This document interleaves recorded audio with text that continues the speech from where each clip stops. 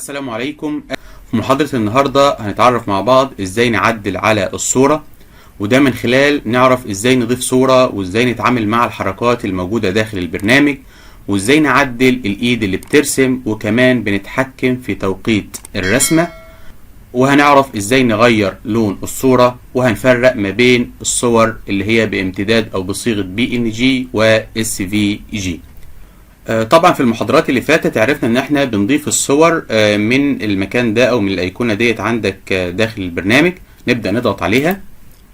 طبعا هنا بيفتح لك هنا كل الصور اللي انت استخدمتها قبل كده في صناعة الفيديو السابق، ولو انت عاوز تجيب صورة عندك من جهاز الكمبيوتر بتضغط على فروم ماي كمبيوتر، او لو عايز تجيب صور بقى من البرنامج او تبحث في مكتبة البرنامج فبتضغط على سيرش، او لو انت عاوز بقى تبحث في اللي هو مكتبة البرنامج بقى اللي مصنفها لك كتجاري فئات، سواء بقى فئة الاديوكيشن او البيزنس او البيبول بيزك، ايا ما يكون بقى الفئة اللي انت محتاجها.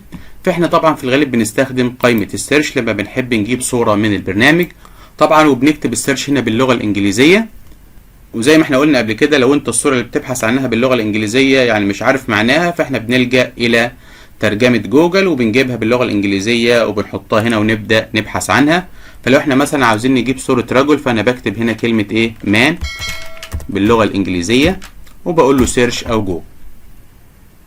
فطبعا البرنامج بياخد وقت على ما بيحمل حسب سرعة الانترنت او قوة الانترنت عندك. فبنختار صورة مثلا، وليكن الصورة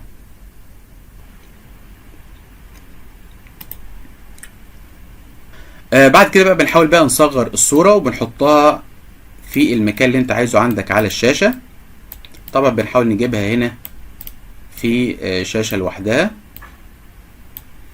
طيب لو احنا بعد كده بقى محتاجين نتحكم في الصورة، عندنا طريقتين للتعديل او التحكم في الصورة. في عندنا اللي هو البوكس الخارجي، بضغط على علامة السهم الصغير ده بيفتح لك البوكس ده كامل.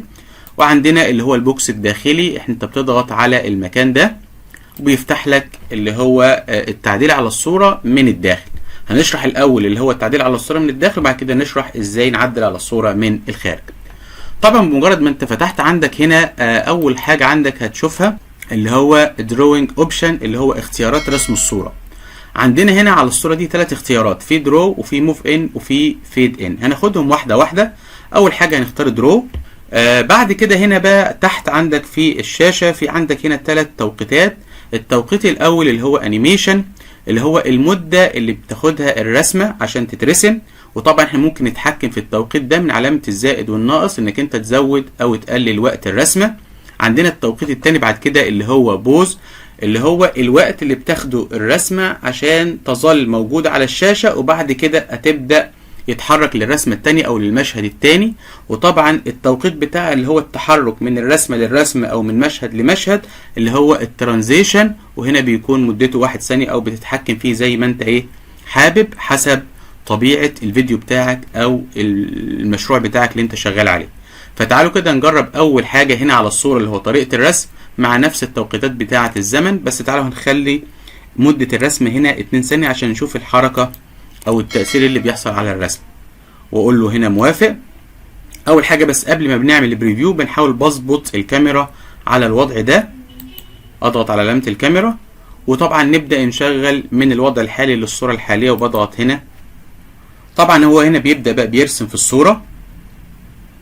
طبعا هو عمل الزوم الاخير عشان عندنا احنا زوم موجودة عندك هنا اهي، نجربها تاني اللي هي زوم ات اند، فاحنا بنلغي علامة الصح اللي هنا. طبعا احنا هنا شفنا خد مدة حوالي 3 ثواني في الايه في طريقة الرسم ورسمها كاملة.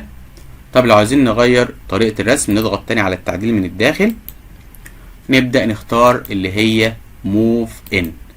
طبعا هنا الموف ان هنا بيفتح لك بقى المربع دوت، هو بيقول لك الصورة انت عايز تجيبها متحركة من انهي اتجاه، هل من تحت لفوق ولا من اليمين لليسار ولا من فوق على الجنب او من اعلى لاسفل، او مثلا من فوق ناحية اليسار او من اليسار لليمين، او من تحت اللي هو ناحية اليسار برضو، او من تحت لفوق. فاحنا هنختار بقى الايه حسب ما انت حابب. فهنختار مثلا الاتجاه ده ونخليها برضو بنفس التوقيت اللي هو 4 ثواني، مش هنعدل في التوقيت. وتعالوا كده نجرب مع بعض. هنا شفت بقى جابها ازاي. طيب لو عايزين بقى نتحكم في شكل الايد اللي بتجيب الصورة بنتحكم فيها ازاي؟ برضو هنا من البوكس الداخلي ونضغط على علامة الايه؟ الايد. طبعا احنا هنا ممكن ما نستخدمش ايد خالص لو احنا اخترنا نو هاند، اضغط عليها واقول له موافق، وتعالوا كده نجرب مع بعض.